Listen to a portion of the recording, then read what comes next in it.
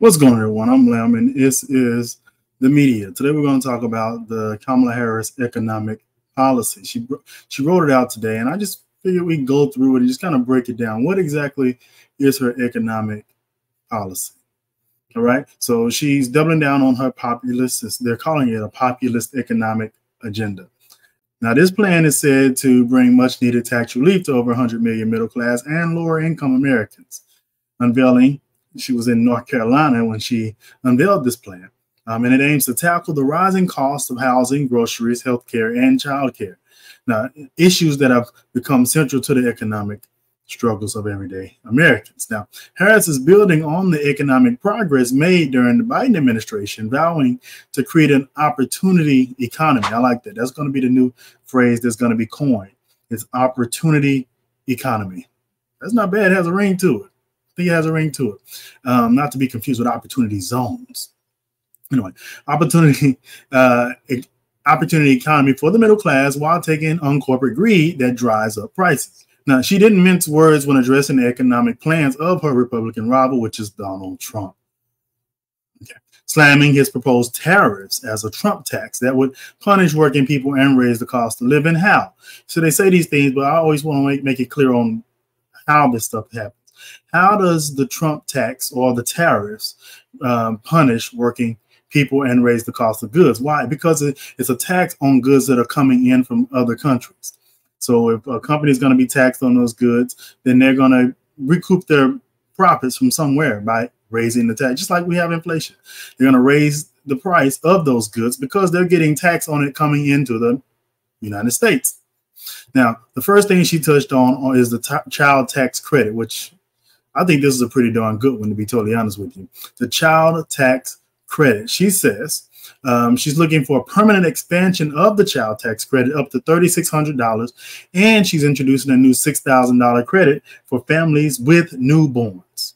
You can't beat that. I know a lot of y'all used to getting those. I know y'all miss getting those $8,000 to $10,000 checks. When you add all your kids and your cousin kids and your auntie kids onto your taxes, you know, you're getting them big old checks. I think they slowed that down a bit, so look, it might be coming back. Now, that's up from the just $2,000 tax credit, by the way. So from $2,000 to $3,600 and $6,000 for folks with newborns. That's huge. She also plans to expand the earned income tax credit as well. She also talked about a federal ban on price gouging on food. Now, she's going to have penalties for companies that exploit crises and break the rules. What does that mean? When there's COVID going on, when there's a flood, Katrina, anything that's going on, a lot of times places will try to increase their price. They know people need gas.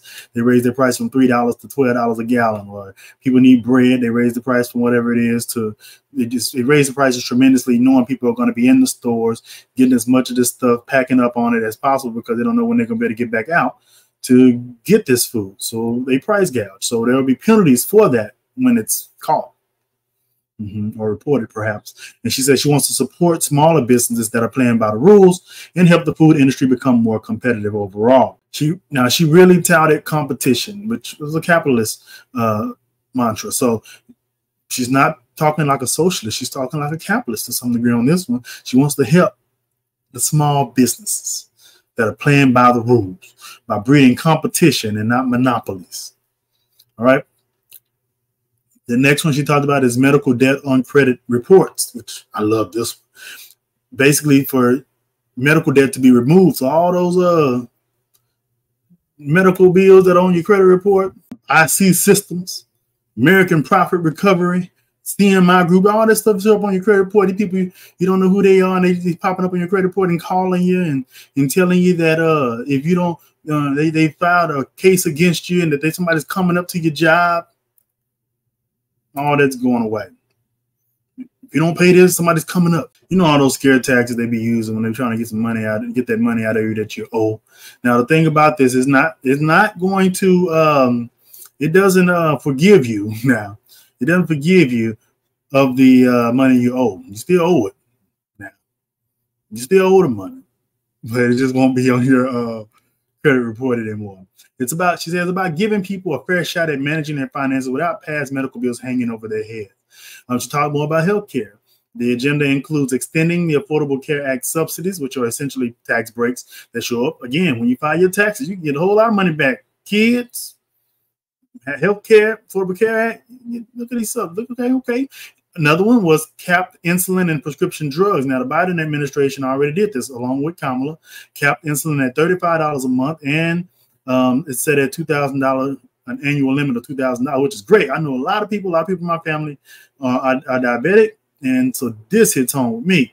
Now, right now, though, it's for seniors. She plans to expand these caps to cover everyone, not just seniors, making life-saving medications more accessible as well. That's a huge one. That's big. That's huge. That I don't think it gets enough notoriety. I don't think people talk about that enough. The price of listen. I went to the pharmacy the other day to get more. I'm just gonna be a little. I'm at that age. There's a certain age you get to where you need to get certain things checked. Especially as black men. So I had to get, and then there's a particular procedure you got to get where they need you to drink some stuff the day before. I know what I'm talking about. Y'all been there. And I went to the pharmacy and they said $95. I said, I got insurance though. They said, yep. After insurance covers part, still $90. I said, $95 for a drink? Tell me the ingredients I concocted myself. So yeah, healthcare costs, prescription costs are very big deal, huge deal, and definitely hits home. Okay, and also the one that I love, have been a mortgage loan officer back in the day, back when I was 19, 20 years old and knew what I was doing. She's looking out for first-time home buyers, creating a new down payment assistance program of $25,000 towards the cost of your new home. And I saw Republicans already saying, oh, giving more money, allowing people to get homes that can't afford them. Nope, that's not the case. That may be what I did back when I was 19, 20 during the bubble, with all the crazy loans, the ARMs and the interest only and the no doc loans, all those great loans we had back in the day in 2003, 2004, 2002. No, people were getting homes that they really couldn't. Anyway, enough of that. This one, you still have to qualify. There's still qualifications. You're not just getting $25,000 and you can't afford the house. You still have the income. You have the debt qualified and your debt income ratio. Still qualifications you got to go through. And then when you qualify, okay, great. There's $25,000 you can use towards your down payment. And they already have down payment assistance programs. And this is specifically for new home buyers. They call it new generation home buyers. All right. So basically, that's the gist of her economic policy. Nothing that sounded bad to me. Nothing at all. I don't see, but Republicans are going to find a way to rip it apart. They're going to talk about what it costs. Listen, let's just be honest. Anything that a president decides to do or Congress, it's going to cost money. I've not known a time in my life where there wasn't a national debt. So this idea that you're going to save enough money and cut enough costs to where there won't be no more national debt is asinine. So might as well, all the money that gets spent over in Ukraine and in Israel, you might as well use that money, use that type of money on defense. You might as well use that money to help people live better lives here in America economically. So that's the gist of it. Let me know if you have questions or concerns or even comments and thoughts. I'm curious, challenges in the comments below. Let's make this a dialogue. I'm going to try to do this more often, where we talk about and break down these policies rather than just hearing these high-level talking points from these politicians, but actually knowing what it is and what it does, how does it affect your everyday life. And if we go back to Kamala's, let's go back again real quick. Child tax credit, right? Bam, increasing it. Federal ban on gouging on food. That's good. Medical debt on credit reports being removed.